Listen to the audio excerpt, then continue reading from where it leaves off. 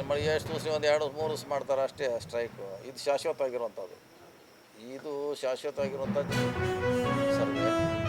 ಅದು ಟೆಂಪ್ರರಿ. ಮತ್ತೆ ಇನ್ನೊಂದು ತಿಂಗಳು ಮತ್ತೆ ಅದ್ರ ಬಗ್ಗೆ ಸ್ಟ್ರೈಕ್ ಮಾಡ್ತಾರೆ. ಅದಕ್ಕೇನು ನಿಲ್ಲೋದಿಲ್ಲ. ಅದಕ್ಕೂ ಲಿಂಕ್ ಮಾಡೋ ಅವಶ್ಯಕತೆ ಇದೆ. ಲಾಸ್ಟ್ ಮುಸ್ಲಿಮರನ್ನ 75 ಲಕ್ಷ ತೋರಿಸಿದ್ದಾರೆ, ಒಕ್ಕಲಿಗರು ಮತ್ತು ಲಿಂಗಾಯತರನ್ನ ಕಡಿಮೆ ತೋರಿಸಿದ್ದಾರೆ ಅನ್ನುವಂಥದ್ದನ್ನ ಕೇಳೋದಿಲ್ಲ. ನಾವು ಚರ್ಚೆ ಆಗ್ಬೇಕಂತ ಸದನಲ್ಲಿ ಹೇಳಿ, ಅಂಕಿ ಇಟ್ಕೊಂಡು ಹೇಳಿ, ಕಡಿಮೆ ಇದ್ದರೆ ಕಡಿಮೆ ಯಾಕಂತದಕ್ಕೆ ವಾದ ಮಾಡಬೇಕು. ಅಲ್ಲ, ಸರ್ವೇನ ವೈಜ್ಞಾನಿಕವಾಗಿ ಆಗಿಲ್ಲ ಅದನ್ನೇ ಹೇಳಬೇಕಲ್ಲ. ಹೆಂಗೆ ಸರ್ವೆ ಮಾಡಿದವ್ರು ಯಾರು? ಈಗ CM ಅವ್ರು ಹೇಳಿದ್ರು, ಸರ್ವೆ ಮಾಡಿದವ್ರು ನಾವು ಮಾಡಿದ ಪಕ್ಷದ ಕಾರ್ಯಕರ್ತರು ಮಾಡಿಲ್ಲ, ಟೀಚರ್ ಮಾಡಿದ್ದಾರೆ, ಬೇರೆ ಬೇರೆ ಇಲಾಖೆಯವ್ರು ಮಾಡಿದ್ದಾರೆ, ಟ್ರೈನಿಂಗ್ ಕೊಟ್ಟಾರೆ ಅವ್ರಿಗೆ. ಸೊ ಅದಕ್ಕೆ ಏನು ಮಾಡಿದ್ರೆ ಇಡೀ ರಾಜ್ಯ ಜನತೆ ನೋಡಲಿ. ಒತ್ತಡಕ್ಕೆ ಮಾಡಿದ್ರು ಸರ್, ಇದನ್ನ ರಿಪೋರ್ಟನ್ನು ಈಗ ಬಿಡುಗಡೆ ಮಾಡಿದ್ದಾರೆ. ಇಲ್ಲ, ಒತ್ತಡಕ್ಕೆ ಯಾರು ಮನೆ ಪ್ರಶ್ನೆ ಒತ್ತಡಕ್ಕೆ ಮಾಡಿದೆ. ಎಲ್ಲ ನಮ್ಮ ಪ್ರಣಾಳಿಕೆಯಲ್ಲಿ ಇದೆ.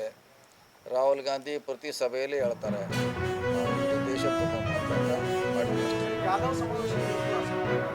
ಅದು ಇದೇ ಎಲ್ಲ ಪ್ಯಾಚಪ್ ಮಾಡ್ತೀವಿ. ಪ್ಯಾಚಪ್ ಮಾಡಿ ಎಲ್ಲ ಒಂದು ನಮ್ಮ ಜಿಲ್ಲೆಯಲ್ಲಿ ಯಶಸ್ವಿ ಮಾಡ್ತೀವಿ. ಸರಿ, ಸರ್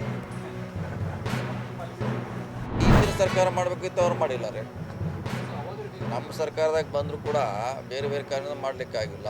ಮಧ್ಯ 5 ವರ್ಷ ನಾವು ಇರಲಿಲ್ಲ. ಇವಾಗ ಅದನ್ನು ಮಾಡಲೇಬೇಕಂತ ನಮ್ಮ ಪ್ರಣಾಳಿಕೆಯಲ್ಲಿ ಕೂಡ ಘೋಷಣೆ ಮಾಡಿದ್ವಿ. ಹಂಗೇನಿಲ್ಲ ಯಾರು ಹೇಳಿದ್ರೆ ಅದು ಸರಿ ಇರ್ತಾರೆ, ಎಲ್ಲರೂ ಒಪ್ಕೋತಾರೆ. ಈಗ ಅವ್ರು ತಮ್ಮ ಅಂಕಿ-ಅಂಶ ಅವ್ರು ಕನ್ಫರ್ಮ್ ಆದರೆ ಮತ್ತು ಅದನ್ನು ವಿರೋಧ ಮಾಡ್ತಾರೆ. ಕರೆಕ್ಟ್ ಇದ್ರೆ ಮಾಡೋಲ್ಲ.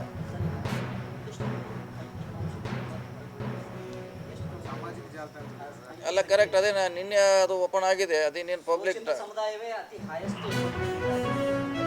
ಡಾಕ್ಯುಮೆಂಟ್ ಇಟ್ಕೊಂಡು ಸೊ ಅದು ಯಾರಿಗೆ ಕೂಡ ಸ್ಟಡಿ ಮಾಡಲಿಕ್ಕೆ ಅಲ್ಲೇನೋ ಸೋರಿಕೆ ಅನ್ನೋ ಪ್ರಶ್ನೆ ಬರೋದಿಲ್ಲ.